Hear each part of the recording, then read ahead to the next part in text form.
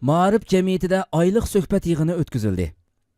İstanbulda faoliyat elib berayotgan Sharq Turkiston Ma'arif va hamkorlik jamiyati har oyning 1-juma kuni o'tkazib kelayotgan oylik suhbat va uchrashish yig'ini 2013-yili 2-oyning 1-kuni juma kech soat 6da jamiyat markaziy chopida o'tkazildi. Yig'inga Sutuq Bo'g'raxon nashriyat markazi mas'uli Mo'minjon riyosatchilik qildi. Bu qatimqi oylik suhbatda G'ulji shahidlarini xotirlash faoliyati elib berildi. Qur'on tilovatidan keyin G'ulji shahidlarini xotirlash haqida ishlangan hujjatlik film qo'yildi. Filmdan keyin jamiyatning muavin raisi Musajon Ar G'ulji voqeasining kelib chiqish sababi haqida qisqacha tushuncha berdi. Keyin mashhur jamoat arbobi Abduqodir Yapchan apandi so'z qildi. U so'zda Xitoy tajovuzchilari Sharq Turkistonni tamoman yo'q qilish uchun qo'lidan kelishicha tadbir qo'llanayotgan bo'lsa-mu, Sharq Turkistonning har qaysi joylaridagi azimat o'g'lonlarning ko'krak kerib, issiq qinini qurbon berib, e'tiqodida ching turganligi, shu orqali Allohning rizosiga erishganligini va hozirmi ashu azimatlardek mustahkam iroda, to'g'ri aqida bilan Allohdan nusrat talab qilib, Sharq Turkistonliklarning insoniyatning va butun axloq fazilatning dushmani bo'lgan tajovuzchi Xitoy kommunistlariga qarshi turishi kerakligini bildirdi. Suhbat ahli oxirida ustoz Abduqodir Yapchan boshchiligida G'ulji shahidlariga atab duo qildi. Yig'inning tafsilotini yaqinda to'rimizning televiziya bo'limidan ko'rib olasizlar.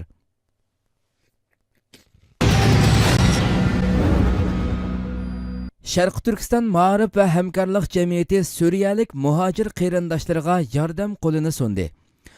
Arab bahori boshlanib Suriyaga kelganda zolim diktator hokimiyat bilan mazlum xalq orasidagi erkinlik to'qinishi uzunga so'zilib ketdi.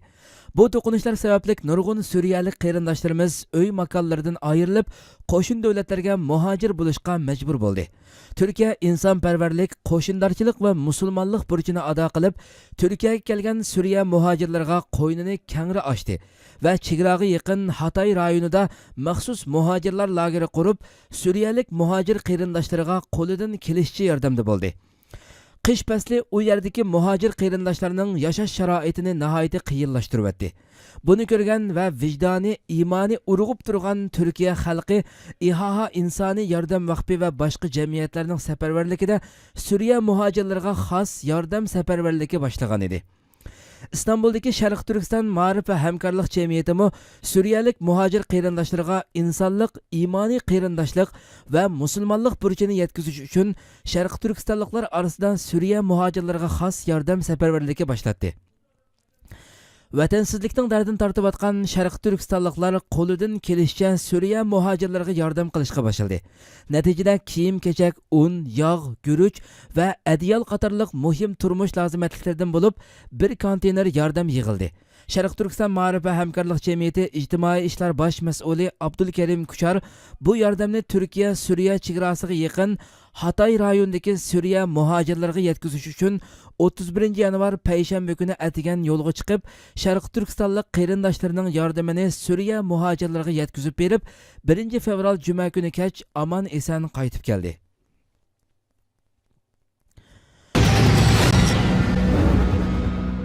Üniversitet Türkleri Xitoy bayrog'ini ko'ydirdi. Üniversitet Türkleri deb tanilgan bir guruh üniversitet o'quvchilari Sharq Turkistonlik musulmonlarning G'ulji qatliamida Xitoy tarafidan qatl qilinganligining 16-yil munosabati bilan Turkiya Samsun rayonining eng mashhur ko'chalarining biri bo'lgan Istiqlol ko'chasida Xitoy bayrog'ini ko'ydirdi. Bu o'quvchilar Xitoyning 1997-yili 5 fevralda Sharq Turkistonda elib borgan qatliamiga qarshi Xitoyning bayrog'ini ko'ydirib namoyish qildi. Guruh so'zchisi Kurshad Sari e'lon qilgan bayonotida bu umumiy qatliamlarning sanab tugatkili bo'lmaydi. Bu umumiy qatliamlarning eng vahshiysi. Xitoy doiralarining Uyg'urlarga yurgizgan qatliamidir. Uyg'urlarning vatani bo'lgan Sharq Turkiston Turklarning asli yurtidir. Otalarimizning Turkiyadan ilgariki ona yurtidir. Bugun ota yurtimizda o'z qarindoshlarimizga irqiy qirg'inchilik siyosiy yurgizilmoqda. Onalarining qo'rsqidagi bovoqlar o'ldirilmoqda. Uyg'ur Türk qizlari tutib ketilmoqda. Allohga sajda qilgan Uyg'urlarning boshlari kesilmoqda. Esimizdan chiqmasunki, u yerdagi insonlar bizning o'z qarindoshlarimizdir dedi. Türkistan'dan defol! Terörist, kızıl Çin! Türkistan'dan defol! Xitoy elchixonasi oldida G'ulji qatliami namoyishi qilindi. Sharq Turkiston yoshlar va madaniyat jamiyati a'zolari Uyg'urlarga qaratilgan G'ulji qatliamiga qarshi Istanbulda turishliq Xitoy elchixonasi oldida namoyish o'tkazib, qora chambarak qo'ydi. Sharq Turkiston yoshlar va madaniyat jamiyati 3 fevral payshanba kuni 1997 yili 5 fevralda yuz bergan G'ulji qatliamiga qarshi Istanbulda turishliq Xitoy elchixonasi oldida namoyish o'tkazdi. Namoyishga Sharq Turkiston ma'rif va hamkorlik jamiyati, Sharq Turkiston yoshlar va madaniyat jamiyati, Sharq Turkiston vaqfi, Sharq Turkiston ko'chmanlar jamiyati, Sharq Turkiston so'ygi va hamkorlik jamiyati, Turan Ocaqları İstanbul Şöbe Raisi, Saadet Partisi İstanbul Şöbe Raisi ve onundan başka Turan Dünyası Medeniyet ve İnsan Hakları Cemiyeti qatarlıq təşkilatlar qatnaşdı. Xitoy kommunistlarga qarshi shuar to'lg'an holda Xitoy elchixonasi qarab ilgirlagan namoyishchilar elib kelgan qora chambarakni Xitoy elchixonasining kirish eshigiga qo'ydi. Turkiyada qora chambarak qo'yish eng qattiq norozilik harakatini bildirdi. Keyin Xitoy elchixonasi oldida nutq so'zlagan Sharq Turkiston yoshlar va madaniyat jamiyati raisi Tibat Yuji Turk Xitoy doiralari qatl qilgan shahidlarimizni xotirlaymiz dedi. G'uljida yuz bergan voqealarning hargizmi unutilib qolmaydiganligini ilgari surgan Tibat Yuji Turk 1990-yili aprel oyida Barin yesida boshlangan 95-yilda Xotan qatliami bilan davomlashgan va 97-yili 5 fevralda G'uljida qonxo'r Xitoy doiralari umumiy qatliam olib bordi. Biz G'ulja, Xotan, Barin va Urumchi qatliamlarini xalqaroga anglatishga tirishib Xitoy doiralari yangicha qatliam qilishni davomlashtirmoqda dedi. Bunları terörist olarak gösteren, teröristtir diye alçakça ifadeye atan yüzlerce vatandaşımızı tutuklayarak akıbetleri belli olmayan yollarda götüren gerçek terörist olan Çin'dir. Yaşasın bağımsız Doğu Türkistan! İslam dünyası yoshları bir yerga jam bo'ldi. 31 yanvar payshanba kuni İslam dünyası masalasi mavzuliq yig'in rasmiy boshlandi. Yig'inning birinchi kuni, ya'ni 31 yanvar payshanba kuni Balqandagi va Yevropadagi musulmonlarning masalalari muzokara qilindi. Ikkinchi kuni, ya'ni 1 fevral juma kuni Osiyo va Afrika musulmonlarining masalalari muzokara qilindi. Osiyo musulmonlarining masalalari muzokara qilinganda Sharq Turkiston ma'rif va hamkorlik jamiyati vakili Abdusalom Taklimakan apandi Sharq Turkiston musulmonlarining masalalari va bu masalaga chiqish yo'li izlash nomli 15 minutlik so'z qildi. U so'zda Sharq Turkistonning tarixi va jo'grafiyasi haqida qisqacha ma'lumot bergandan keyin Sharq Turkistondagi musulmonlarning masalalarini 4 turlik masalaga yig'inchoqladi. Birinchi, Xitoyning Sharq Turkistondagi assimilyatsiya siyosati. Ikkinchi, diniy erkinlik va Sharq Turkiston. Üçüncü, Xitoyning Uyg'ur ona tilini yo'qotish siyosati.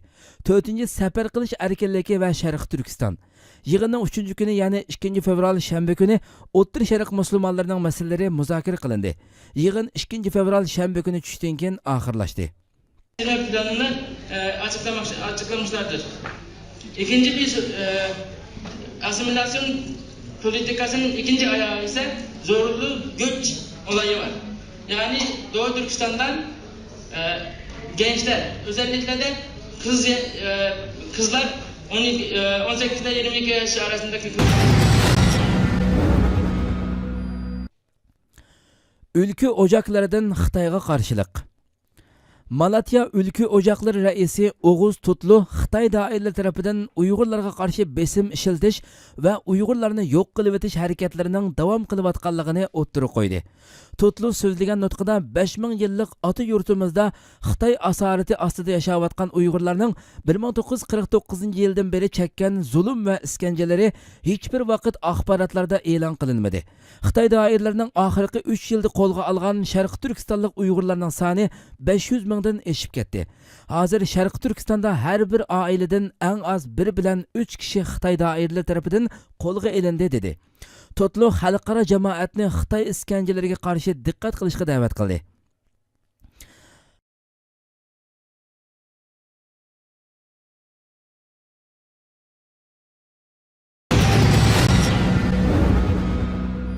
Xitoy qo'rchiqi Nurbakri yana hokim bo'ldi. Xitoy tajovuzchilarining Sharqi Turkistonda elib borgan saxta siyosatlaridan biri Sharqi Turkiston hokimligiga bir Uyg'urni o'ltirg'izishdir. Xitoy tarafidan o'ltirg'izilgan bu Uyg'ur boshliq amaliyotda bir qo'rchoqdir xolos. Xitoyning Xinhua agentligining xabar qilishicha 31 yanvar payshanba kuni yana Xitoy qo'rchiqi Nurbakli Sharqi Turkiston hokimligiga saylangan. Nurbakli bu yil 52 yoshda bo'lib, 1983-yili atalmış Xinjiang universitetining siyosat qismida o'qish bitirgan. Ilgari Urumchining hokimlik vazifasida Xitoyga aktiv xizmat qilgan. Nurbakli 2009-yili yuz bergan Urumchi qatliamida ishg'olchi Xitoy doiralariga xizmat ko'rsatib, o'z millati Uyg'urlarni qatl qilgan.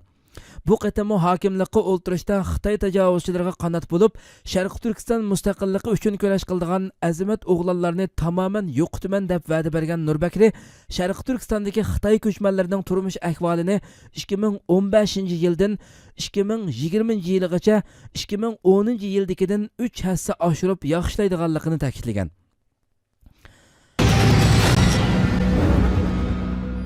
Xitoy saqchilari İlham To'xtining Amerikaga chiqishiga ruxsat qilmadi. Amerika Indiana universitetining taklifiga binoan 2 fevral Amerikaga menish uchun yo'lga chiqqan Uyg'ur ziyoli İlham To'xti apandi Beijing aerodromida Xitoy saqchilari tomonidan to'sib qilingan va 10 soat so'roq qilingan. So'roq jarayonida yemak-ichmak yoki suv berilmagan. Hojatxonaga berishiga ruxsat qilinmagan. So'roq oxirlashgandan keyin uyga qaytarilgan. Xabarlarda bildirilishicha, İlham To'xti Amerikadagi Indiana universitetida 1 yillik o'qituvchilikka taklif qilingan bo'lib, u bu taklifni qabul qilib yo'lga chiqqanda Xitoy saqchilari tomonidan to'sqinlikka uchrab Amerikaga bora olmagan. İlham To'xti Beijing Markaziy Millatlar universitetining mashhur o'qituvchisi bo'lib, u Xitoy kommunist hokimiyatining Uyg'urlarga qarata yurgizayotgan besim siyosatlarini tanqid qilish bilan Xitoylarning ko'ziga qadalgan mix edi.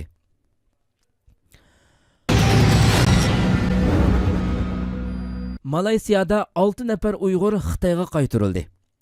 Xalqaro inson haqlari tashkiloti Malaysiyaning 6 nafar Uyg'urni Xitoyga qaytarib berganligini qattiq aybladi.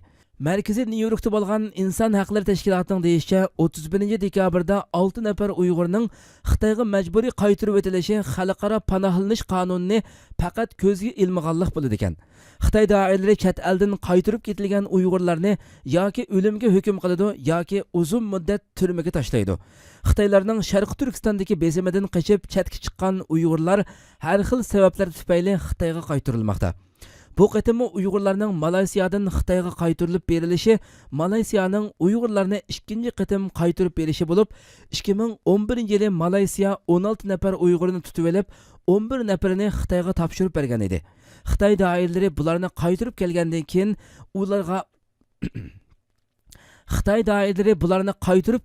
keyin ularga bo'lgunchilik jinoyati ortib 6 yillik qamoq jazosi hukm qilgan edi.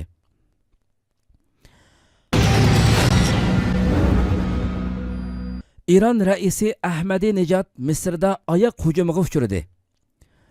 İran raisi Ahmadinejad Misr ziyarati asnosida poytaxt Qohirada bir masjidda sham bilan xubtan namozini o'qib sirtqa chiqishi bilan oyoq hujumiga uchradi.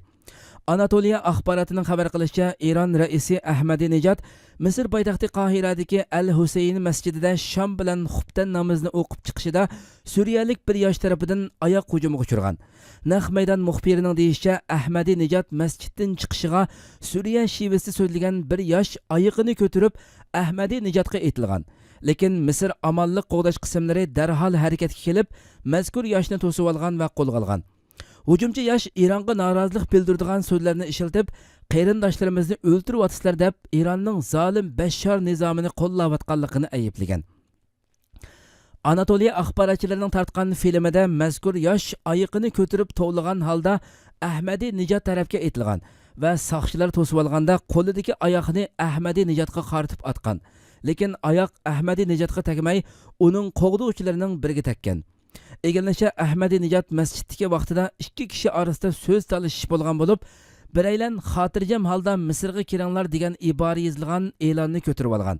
Buningga qarshi yana biraylan ular bizning qarindoshlarimizni o'ltirib olsa, biz ularga Misrga xotirjam kiringlar deymizmi deb hujum qilgan.